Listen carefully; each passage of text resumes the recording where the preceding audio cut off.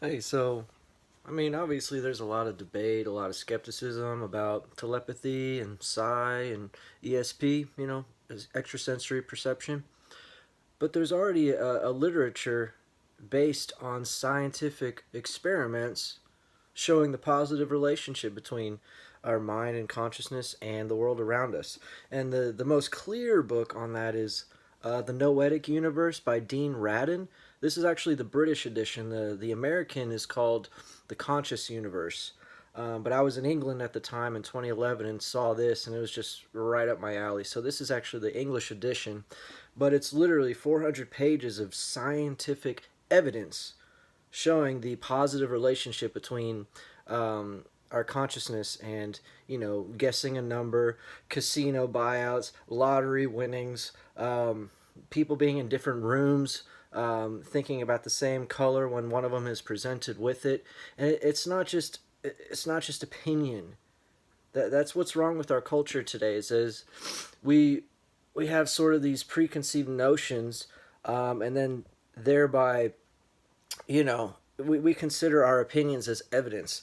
But most of what I say about gun rights, which are statistically proven, a well-armed nation has less crime. A well-armed state, a well-armed city has less crime. Just move to Chicago and the South Side if you disagree with me.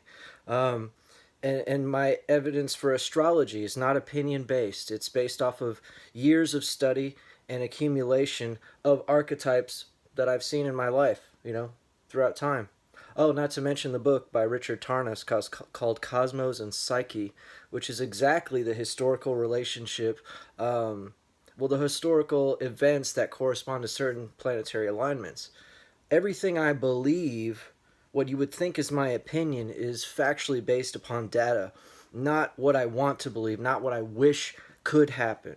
If my beliefs were based on my wishes, I wouldn't want the end times to happen. But according to every single, you know, uh, every kind of source of evidence we have out there is in plain view, in plain sight. And if you're not the type to want to gather evidence, if you don't have time for that, if you don't believe in it, so of course you won't want to, direct your attention towards studies like that.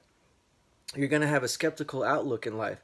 And the sad part is, I'm skeptical of reality. I'm skeptical of what mainstream science says.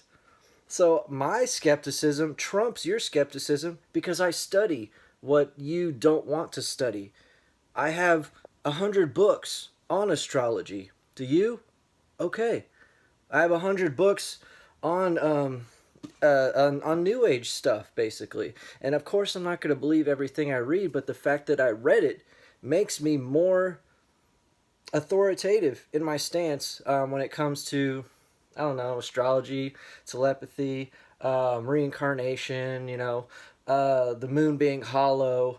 These are not just things I want to believe because they're cool, because they kill time. No, they believe it because the evidence points towards it. And if you want to be a true skeptic, you should be skeptical of your skeptic friends. If you want to if you want to just debunk everything, how about you debunk the mainstream garbage that's being spewed out every 5 seconds? Okay? So where do your loyalties lie? Within a group mentality of, oh, all skeptics hate astrology and UFOs and all that shit. If if we have astronauts telling us there's UFOs and you're still skeptical, then your skeptic has no foundation. It has no substance if you're not going to listen. The first rule of intelligence is to listen instead of shun away. If you want to have that group identity politic where, oh, well, we're not supposed to believe that, you should be skeptical of your skeptics then, okay? So everything I believe is not for my opinion. It's not what I want. If it was what I want, then the fucking Muslims wouldn't take over the world with their hate speech. And it is hate speech. The Quran says to kill everyone who's not a Muslim. That's not hate speech? Okay, well, whatever. And it does condone violence, like Nazis and the KKK. If you condone violence, that's no longer speech. That's you being evil. Okay? And that's what the Quran says to do. Where in the Bible does it say, Jesus told everyone to say, kill everyone who doesn't believe in Jesus? Where is that? Sure, you could point to historical references of the Crusades and the Inquisition, But that's the system taking over what the Bible is supposed to be. That's not the Bible. Not that you skeptics have read that either. So basically, my point of this quick video is just to say, if you want to claim you're a skeptic, and if you want to step into the arena, how about you go over the thousands of pages of literature that you're not supposed to read? I will read something that tries to debunk something. For instance, everything James Randi ever spews out of his little old man mouth.